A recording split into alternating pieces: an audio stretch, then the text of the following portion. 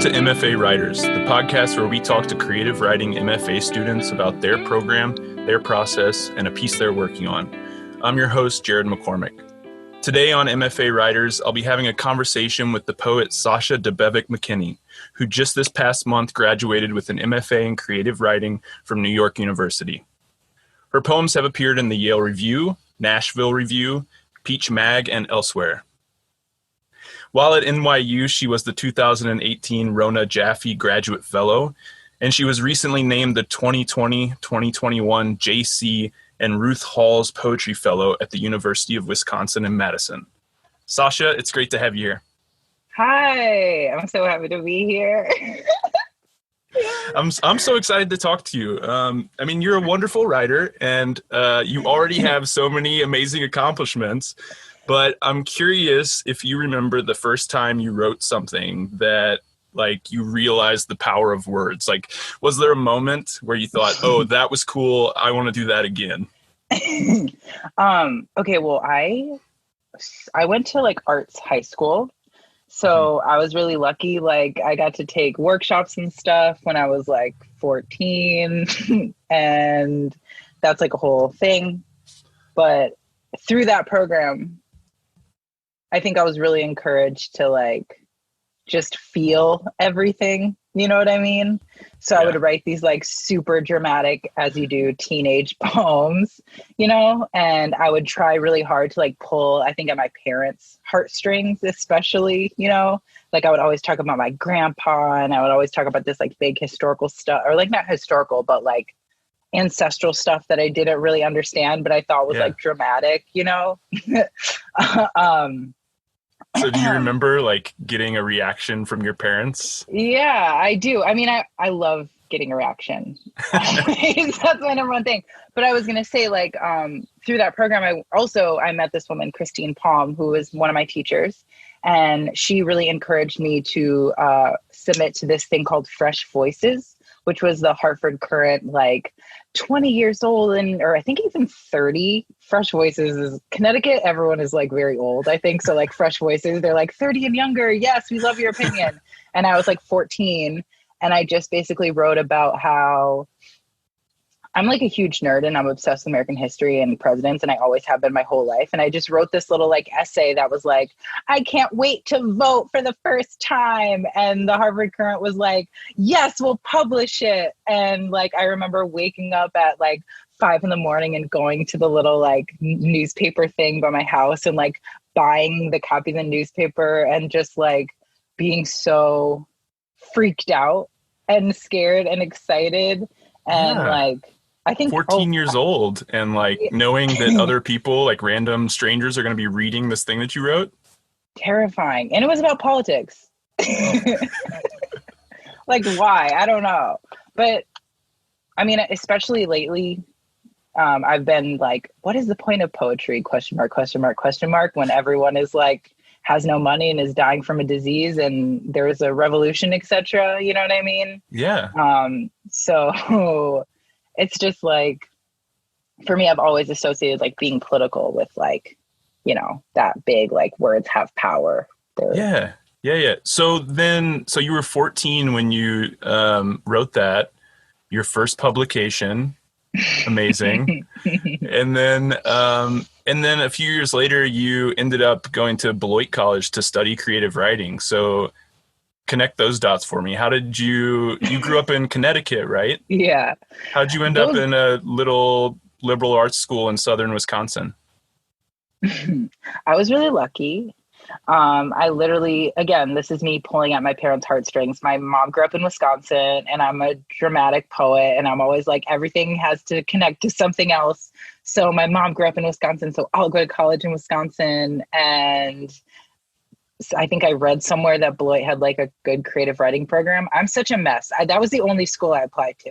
I was you guys, this is fine, right? And then, yeah. That is so funny. Yeah, I applied to one school. Oh. One school. I applied to the University of Missouri because it was 40 minutes from home. I grew up in this tiny town, and I remember thinking, where else would I go? Yeah. My grades were good. I could have gotten into probably plenty of schools, but University of Missouri. Basically, yeah. I was kind of like, oh, this is in Wisconsin and they teach creative writing. And it's small classes, so I will get attention. Yeah, that's important. Yeah, and I did get attention. I think that's like the number one that's like the big thing. Yeah. Well, tell me about like your development as a writer at Beloit. I saw this tweet that you sent out when you found out that you were going to be one of the Wisconsin Institute for Creative Writing Fellows. You sent a shout out to the writer Rebecca Hazelton, who was your professor at Beloit. And you said that she literally taught you the concept of line breaks. So I'm just curious to hear about your development when you were at Beloit. Yes. I mean, I think, Beloit is such a weird place full of weirdos. And it's great and I love it. And like, again, that's another big through line for me is just like being confident enough to like be who I really was. Obviously, like every time I'm assigned a book of poetry or whatever, it changes me and I learn something, period. Right? Of course. How much reading did I do? I don't know. But to be in a community of a bunch of other weirdos who had no problem being weird, I was like, oh, I can just be weird in my poems and my life. And also Beloit, everything kind of crossed over, you know, there was a lot of freedom. So like I was an American Studies minor, quote unquote. But to me, I was just like, all right, I'm going to take any class I think kind of fits under that umbrella. And then I would just kind of like in my creative writing classes, write about the things that I was learning about in my history and American Studies classes. Like it was a factory circle, you know, like I took the class and I'm realizing now I was really lucky to take a class where we read Black people. At that point, I was like, yeah, of course we're reading Black people. But like, I took a class where we would read, you know, like Huey P. Newton and Angela Davis and all that stuff and John Lewis. And I would be inspired by that and write about that. Like, yeah. That's amazing. And I love that idea of like just being around weirdos allowed you to be yourself, because I felt the exact same thing when I first went to college. And I mean, the University of Missouri is like a huge, you know, research one university, state school. So it's different than like a liberal arts school in Beloit. But I remember, because I was from that tiny town, I remember going to college, going to the university in Columbia, Missouri, and being like, the people here are so interesting. And I just started like being like, I could be interesting too. Me too. Yeah. Wow. Yeah. No, it's like that's what happens. You're like, oh my God, I am not the same as everyone else and everyone else is not the same. This is interesting. Yeah. And that's a good thing. Yeah. Difference is interesting, right? Being weird is cool. I mean, what a novel idea. It is cool. I know, like in my heart of hearts, I am a nerd. Period. Like I rolled into Beloit College with my like Ministry of Silly Walks poster. Like I'm a nerd. So like, it was just really nice to be like, oh, I don't have to hide anything. And that confidence translates into your writing, obviously. Yeah. And a nerd who's really into presidents, apparently. Is that why you minored in American Studies? Yes. Yeah. I'm just like, I'm learning to say that I study presidents instead of like I'm obsessed with presidents, because it makes it sound like it's like a thing I endorse, when in reality I'm just like, this is a thing that is very fascinating to me. Right. And encapsulates a lot of other parts of American history. So my teachers would be like, okay, I guess you can write your paper about presidents again, whatever. It's Beloit College. There's 1,200 of us. We're doing whatever we want. And then like Rebecca, who you mentioned, was my thesis advisor in my last semester at Beloit. And I took a class with her where we read like all this weird stuff, like House of Leaves, and like we learned about erasure, and like we did all this really technical stuff. And like, you know, like that changed me too, where I was like, I went from being like, okay, this is not just me putting all my feelings out there. Like that was the turn into craft, I think, would definitely be that point where it's like, when you break a line, what does that do to the line? And what does that do to the words and the emphasis and all that I haven't really thought about before? Yeah, when you, instead of just writing poems about your grandmother, you're, thinking about. Yeah.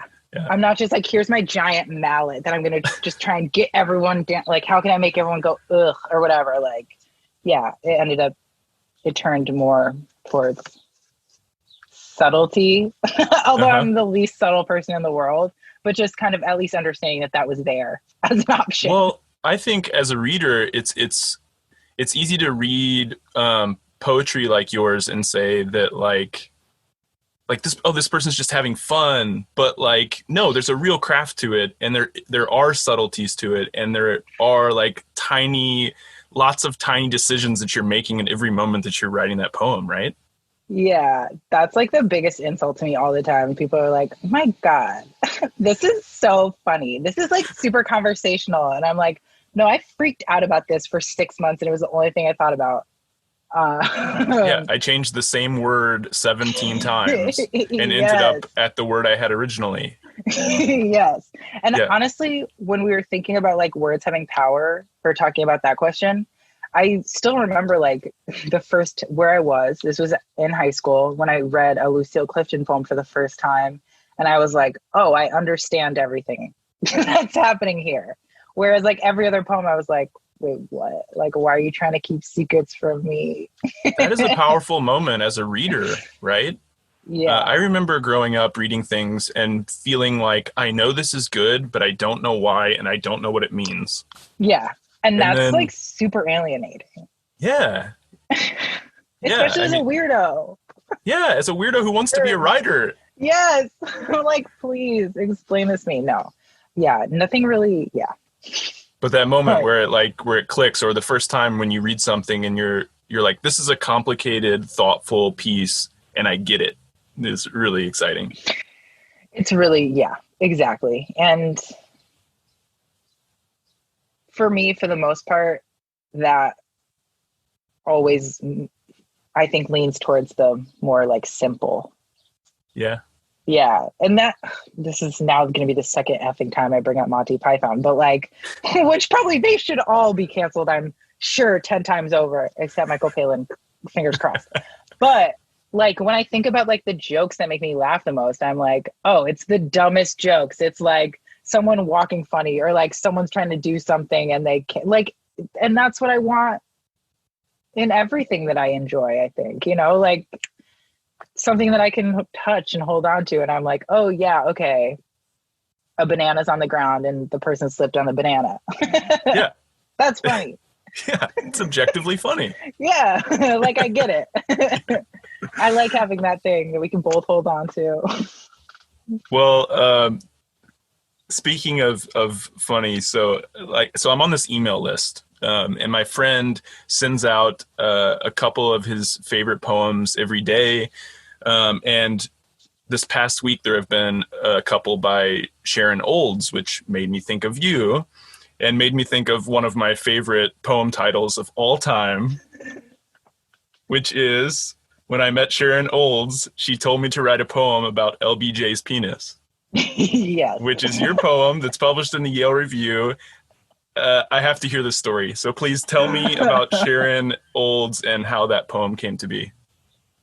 Okay.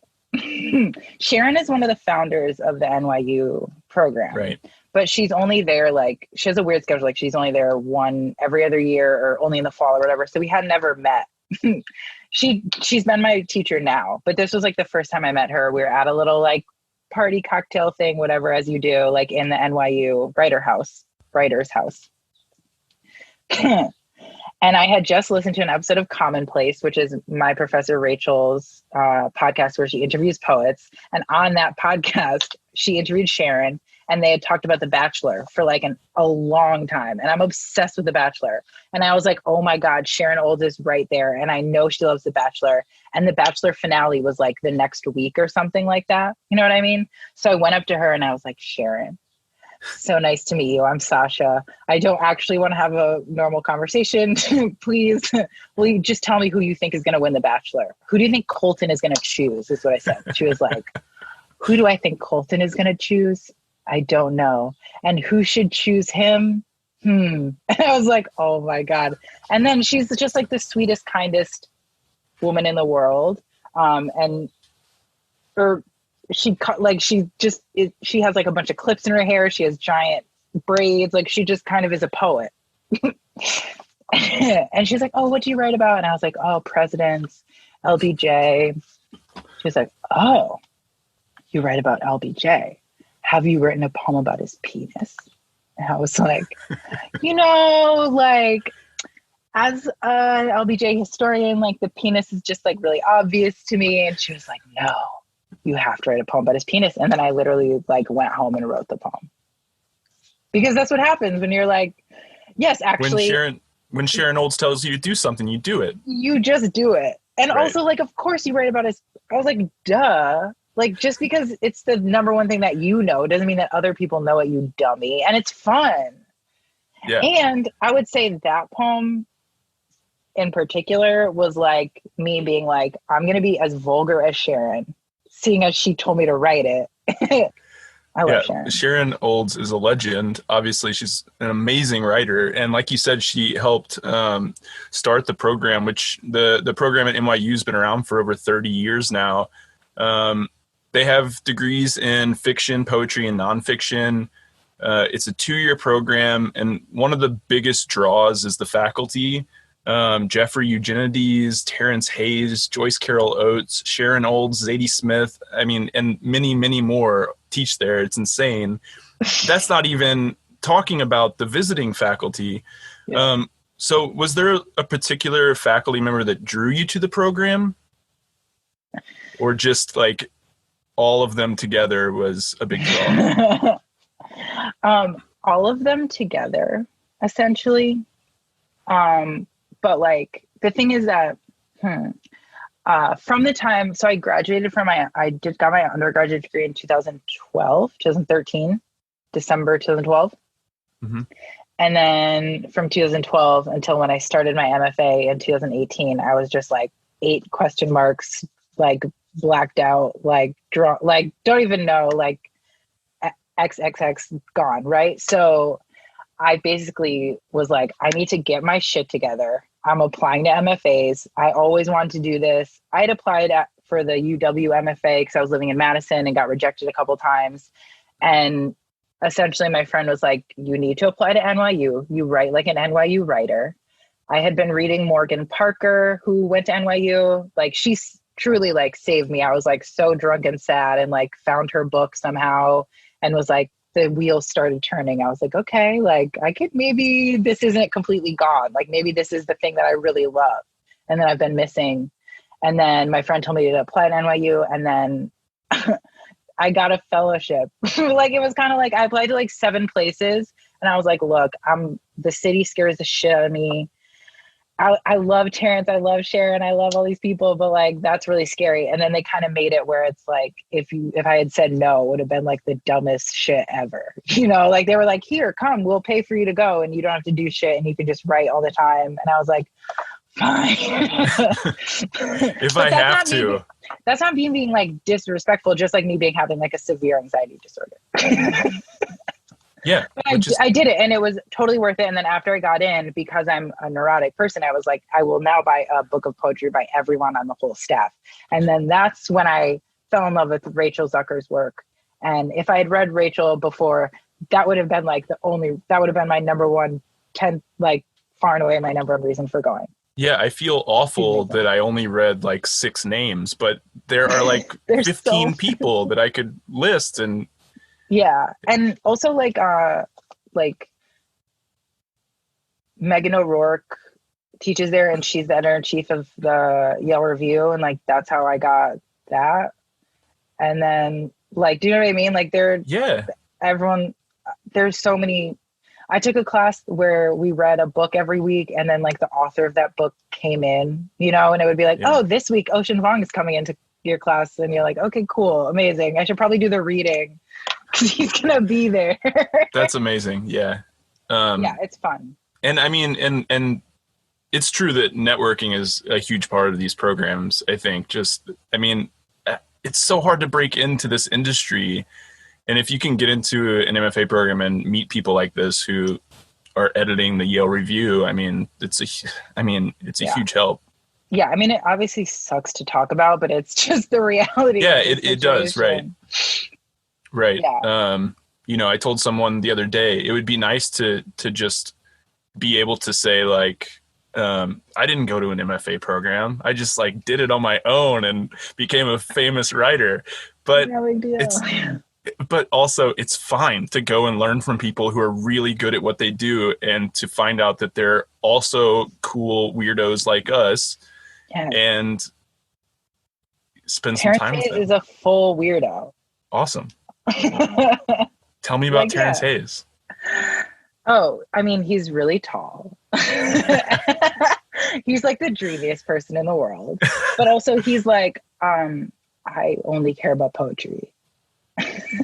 Well, okay, so like a couple of things that I want to like respond to. One is that like I don't want to say that like getting into an MFA just like means you're going to make it, right? I mean, you talk about Terrence Hayes who just like lives and breathes poetry. I find this misconception a lot with people who think if I just get into an MFA program, then that means I make it. And it's like, you have to put in so much work. You have to live and breathe this stuff if you want to be able to make like a living out of it, right? Yeah. That's why there's a bunch of people in my program who are like 23 and I was like, okay. I'm really glad that I didn't go until I was older. Yeah. My maturity level right now is probably at about 24.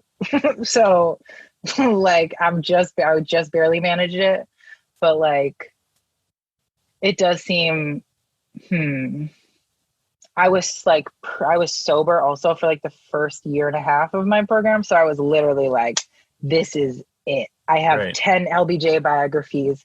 I go up until 1940 in this one. And then I read all 10 up until 1940. And then I read up until 1945. And then I read all of them up until 1945. It's like, I was so in it. But that's where like that's how come like the Sharon Olds poem came like this, because I had spent 6 months reading about LBJ, Yeah. And it's like all the information was just floating in there. Yeah, you created this like kind of subconscious foundation that you could work from, right? Right. And that's definitely not a place I've ever been able to get to anywhere other than the MFA, I think. Yeah. I think. So the other thing that I wanted to go back to was you mentioned like that your friend told you write like a New York writer. So I want you to talk about what that means. And also, like in my program, I always say that my cohort, there's such a diversity of ideas and a diversity of experiences that really inspire me, but there's not always a diversity in the way people look, right? And so, and that's an issue with a lot of MFA programs. If you wanted to talk about that at all and like how you felt in the NYU program, if you felt comfortable, if you felt it was diverse. Yes. I mean, I think the NYU, like the cohort is super diverse.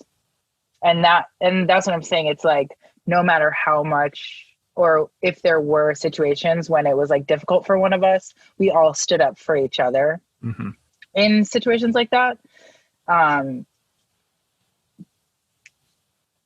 But I'm not, and that like, and also I've been talking to a lot of prospective students that are like, oh, should I go to NYU? And it's like, I'm a woman of color. Like, it might be hard. And I'm like, it's going to be hard at every single MFA program. It will be difficult. Like it is at every institution, at every college, et cetera, et cetera. But like, I feel at least like at NYU, I was lucky because it was a little bit more diverse in how people actually looked. In the poetry department, at least. Okay. Can't speak for fiction or nonfiction necessarily. But that kind of shit is like really, really powerful. That kind of shit, that sounds so glib, but like that is super powerful, when you're like questioning your ability as a writer and someone's like, yes, you are a human being and you are a writer, and it's okay that you don't want to read this hurtful such and such poem. by such and such writer. So what do you think, like when you hear the term New York writer, what does that mean? Oh, New York writer. Well, okay. To me, it just means like really, first of all, it means Frank O'Hara. Like, it means like knockoff Frank O'Hara poem, which I'm fine with. Like, if anybody, yeah, that's like the number one thing. It means like fast. Nothing seems connected to anything else, but it all is. And they all seem to me to be walking poems. But maybe that's my Frank O'Hara association. But like, to me, when I think of a New York poem, I think of like movement, like a lot of movement. When I went to New York for the first time, I think movement could have been the one word that I would choose to describe New York City. Yeah. It's a lot. It's overwhelming. I'm just a scared little nervous poet, so it was a lot for me. but humbling. Yeah. In a good way.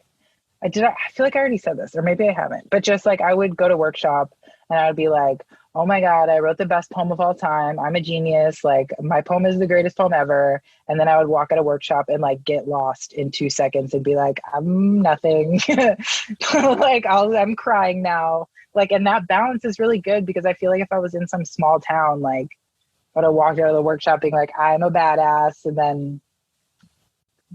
Well, most people consider Kansas City to be a small town. And I will say that the high that I get from a positive workshop still doesn't last very long. Okay, I'm just going to hold on to my idea. Yeah. Because that makes me happier. One day I'll be in a workshop, not in New York. Yeah, I'm lucky if I get 48 hours of... 48 hours. Yeah, no, that's... But, okay, but fiction workshops, I feel like it's like a whole... This is my... Because so NYU, we have like this writer's house where all the offices are, all the classes are, and it's just like a place where we all hang out, like, and don't do anything and just like chill, and all the parties are and all the readings are there. I bet that would be a cool place to just like find support too. You were talking about like the support of your classmates, to have that shared space that you can all hang out in. I mean, I know in my program, you know, not everyone lives in the city. Some people drive in, some people have day jobs. So I wish that we had that space where we could all hang out. I mean, we often go to the bar after a workshop and we talk and we like support each other. But yeah, the idea of having like a house that you could go to and just be you sounds amazing. It was nice. I remember that's what I was going to say, is that's how any interaction I've really had with like fiction MFA people. It's like, they're like, okay, I've been working on this for months and now I can't talk and everyone's going to destroy it. And like, it just seems so much different than me being like, I wrote this poem this week. Let's talk about it. So it's just different levels of, I don't know if I could do a fiction workshop. Every time I try and write a short story, I'm like, this is too hard. It is hard, but so is poetry. I've tried that too. So yeah, they're definitely different. So you mentioned that you were, lucky enough to get that fellowship that funded you. From what I can tell, NYU has a ton of fellowships, but not everyone is fully funded in the program. So I'm curious if you know how like some of your classmates handled that.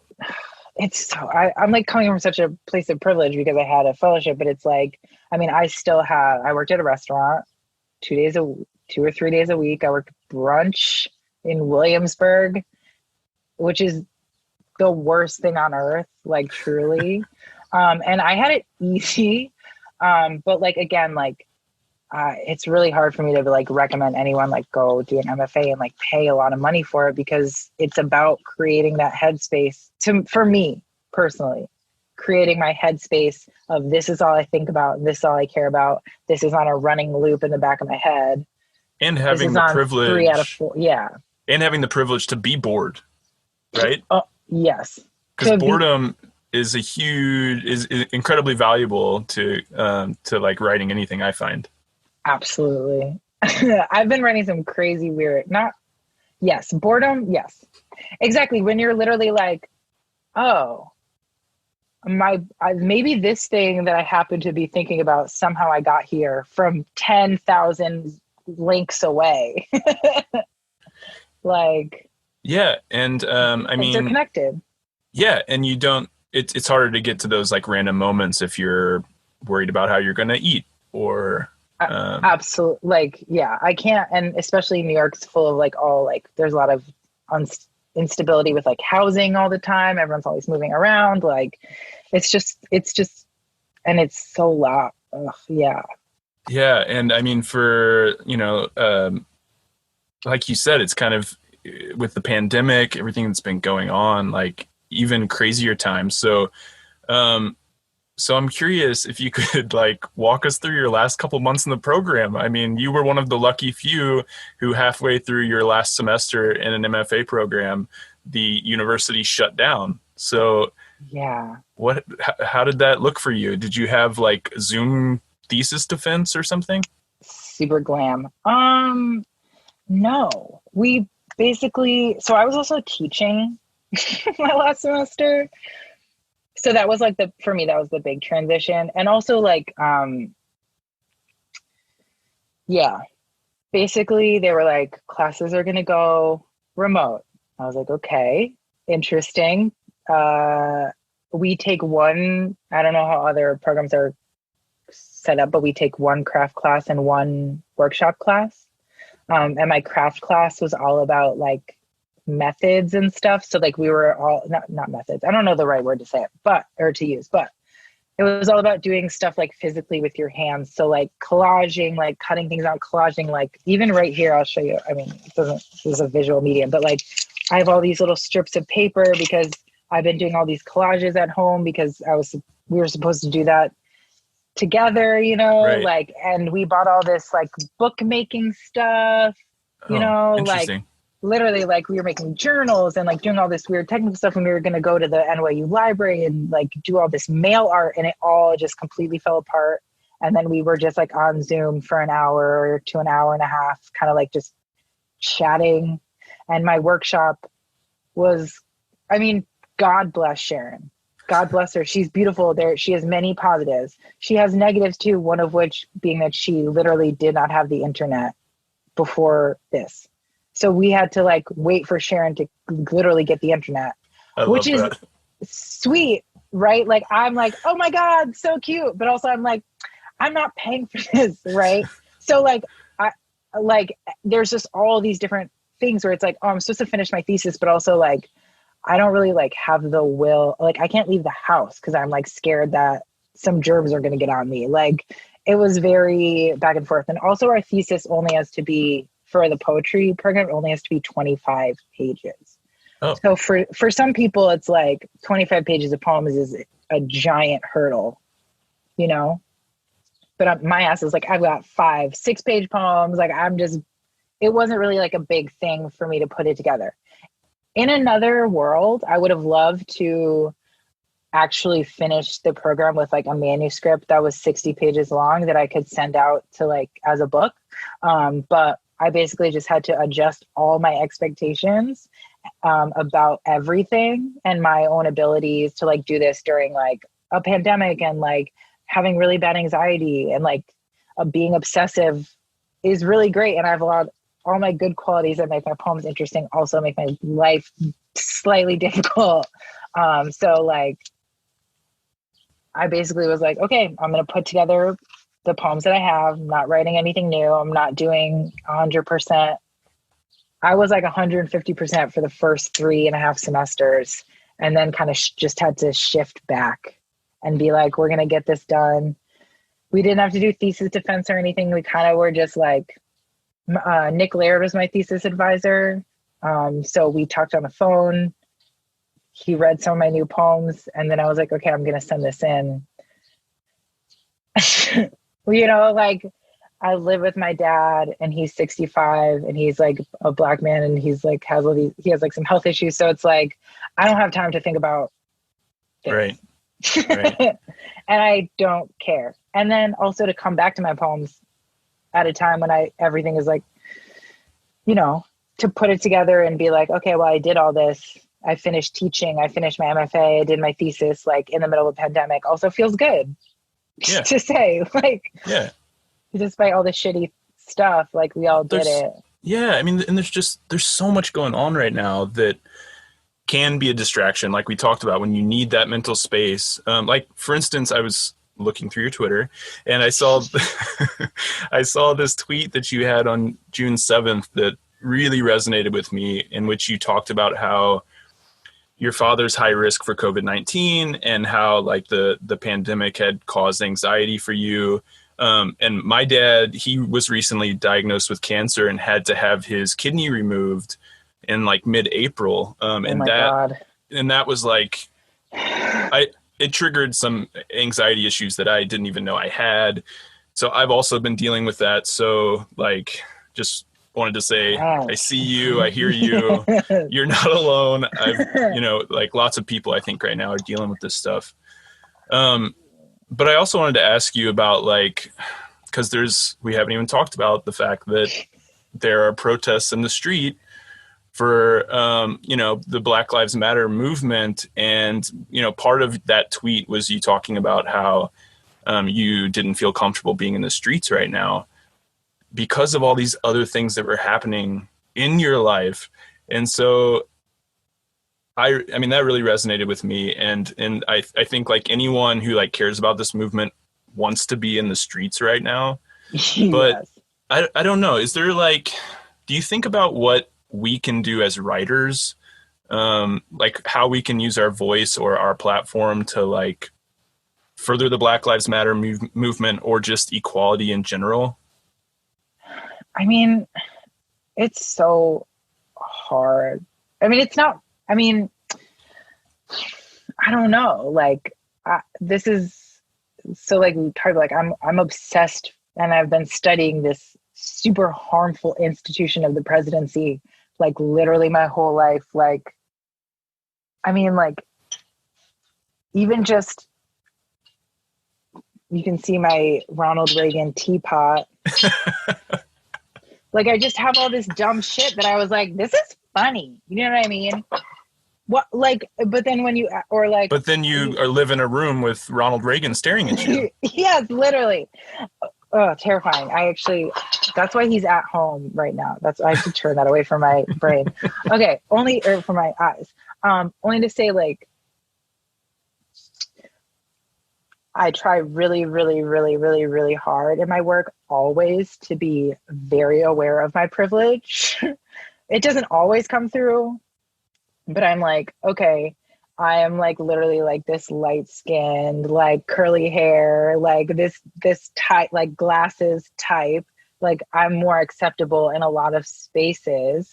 And I kind of have been trying to just like stand up for myself in like the small ways that I can, like believing in myself. Like something that I always say and try to remember is like, what would Brad do?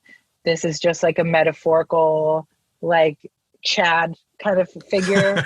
You know what I mean? Like literally, like I had a situation this week that I can't really talk about, where they were like, we're not sure that we're able to publish you. And I was like, you can go fuck yourselves.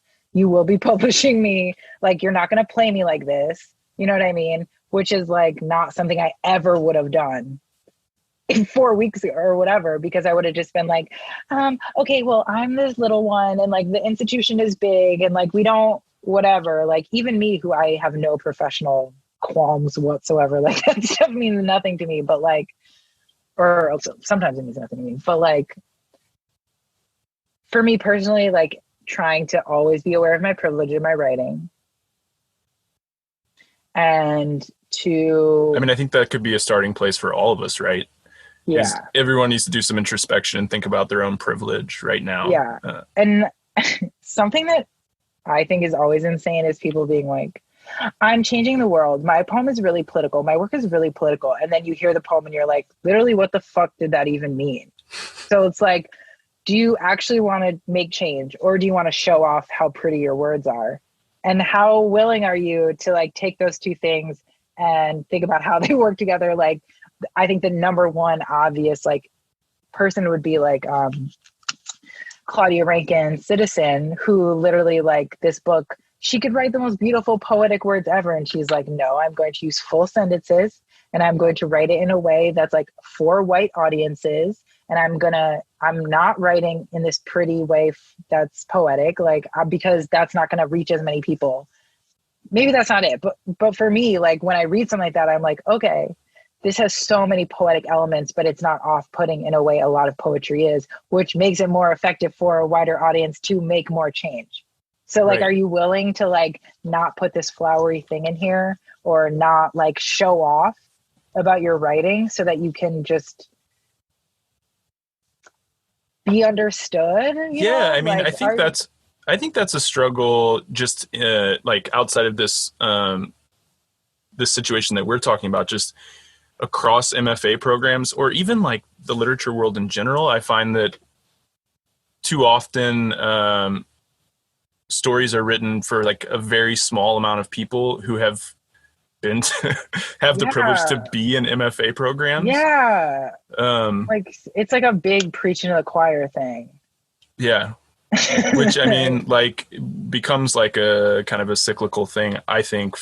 Coming from a small town where it's so easy for people who may not have access to, some of these programs or some of these like may not have access to higher education at all, would be really turned off by something that's clearly only written for this small percentage of people who have the privilege to go to these programs.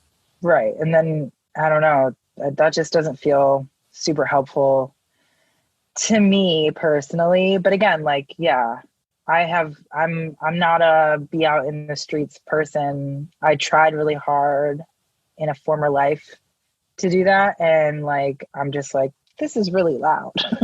And that makes me nervous. So, I mean, I don't know. Well, let's just go in like a completely different direction. Perfect. And so just like on a much lighter note, you sent a couple of your most recent poems to me before the show. And I really wanted to talk to you about the one titled Standup Routine. So do you mind introducing it and then reading it, and then afterwards we can talk about it? Absolutely. I'm excited about this poem.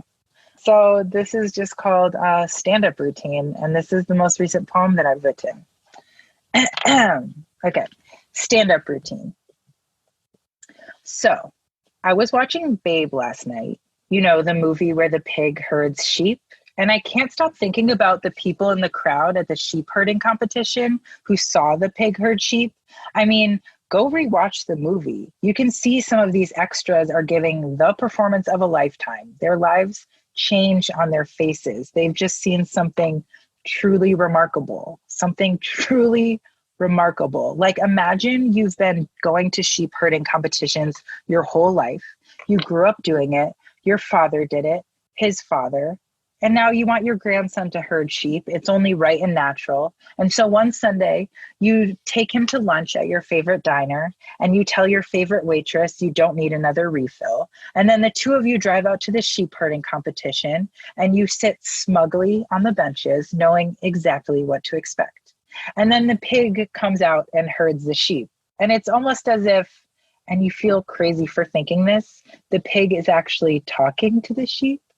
Your face opens, your world changes. What sporting event could ever top this? One weekend, your grandson invites you to his football game. He never got into herding sheep after all, and that's fine because you love him. And he scores the final goal, and the team lifts him up on their shoulders. And the whole time you're thinking, well, this isn't as impressive as when I saw that pig herd sheep. It's merely the truth.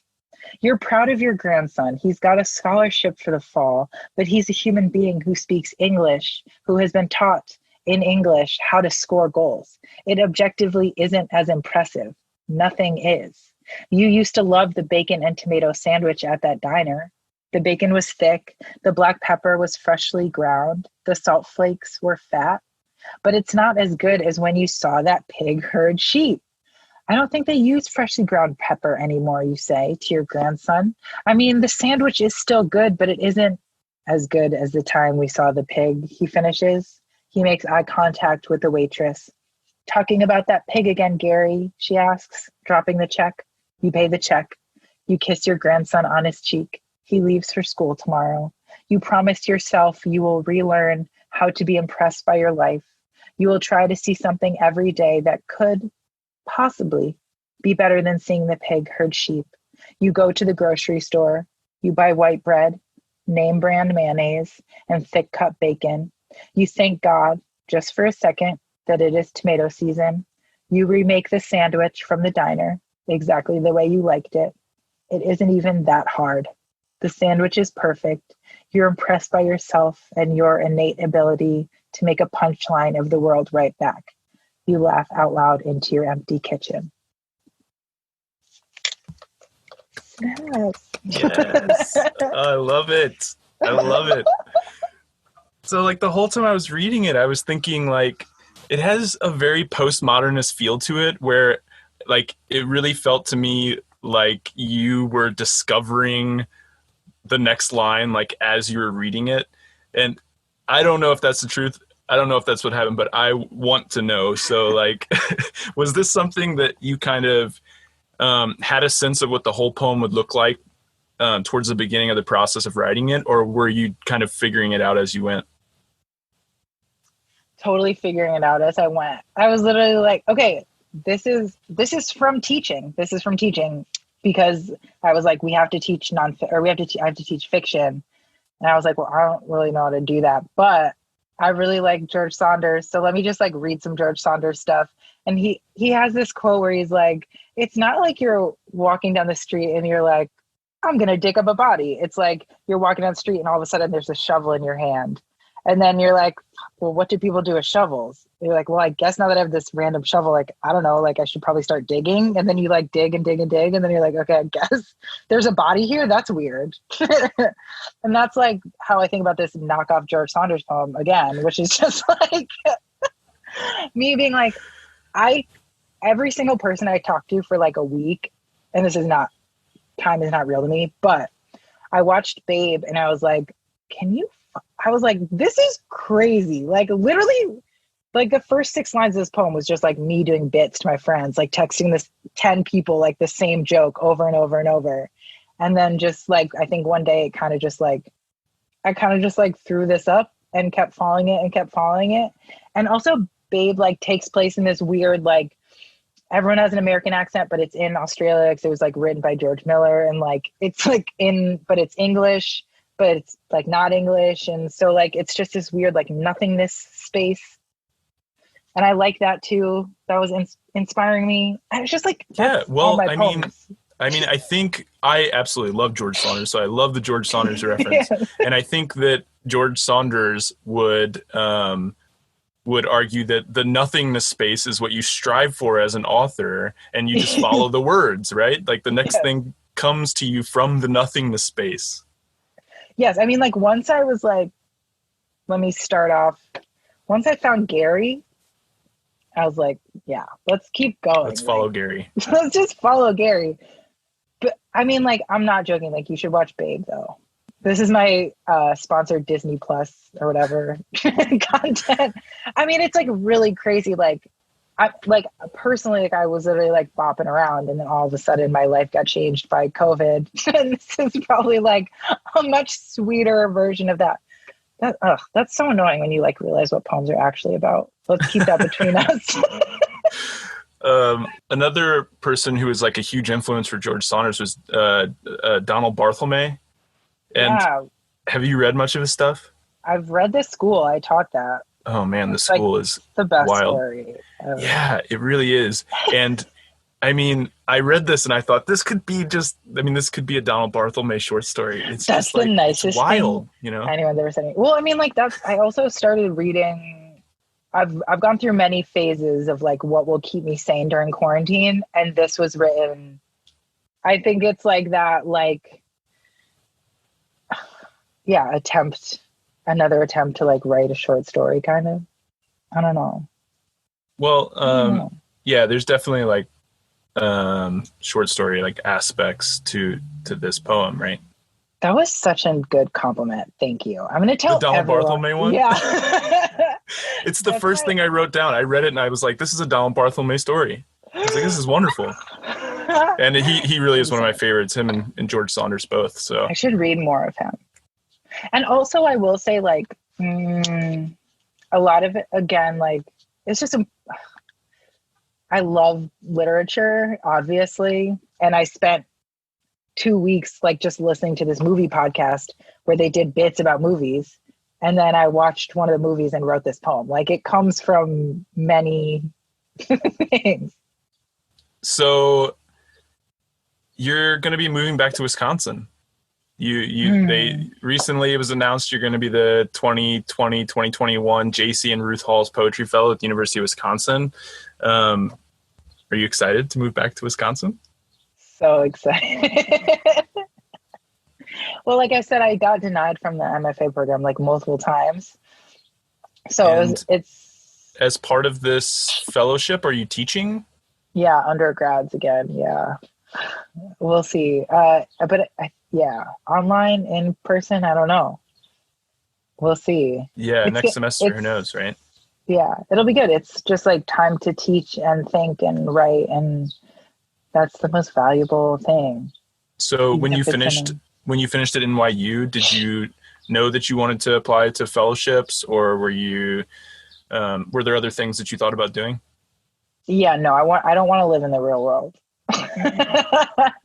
I'm like, let me please stay out of the real world as long as possible. That's another, like, I mean, it was like a really, there's systems set up in the MFA program. I think I would hope that this is at everyone, where like, it was really easy for me to be like, okay, what should I apply for? And they were like, apply to all this stuff. Mm-hmm. You have an MFA. We know this is where people usually apply. And that was really helpful. You know, it's like hard.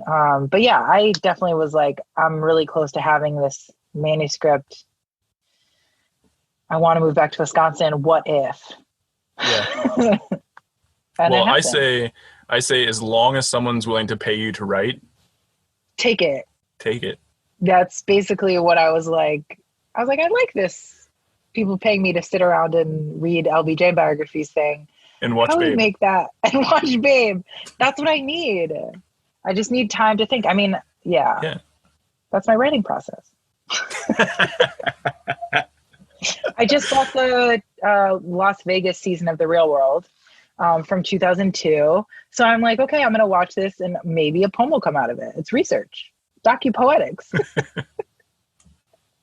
All right. So before we wrap this up, I have one more really important question that I want to ask you. As you can tell, I looked through your Twitter for things to ask you for this interview.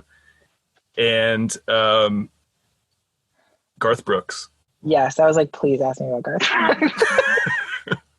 What do you want to know? How about I just like count to 3 and then we both say our favorite Garth Brooks song. You ready? Yeah. You got it? It's easy. Easy. All right. 1, 2, 3. Calling Baton Rouge. Oh, yes. There's a lot of other really great songs. Shameless is my number 2. Shameless is a great song. Number 2. We could talk about Garth Brooks forever. But before I got my MFA, I like lived at home for a year and sobered up. And my dad got me a car, 1997 Chevy Lumina. It only had a tape player. And like, I went up to my mom's like attic and there was like a bunch of Garth Brooks tapes. And I was like, I know all these songs by heart. Yeah. Well, I'll stop talking about Garth Brooks. I mean, we could talk about Garth Brooks all day. We'll just call this MFA Writers Talk Garth Brooks. That's fine. Yeah. Let's start recording now. Okay. Yeah.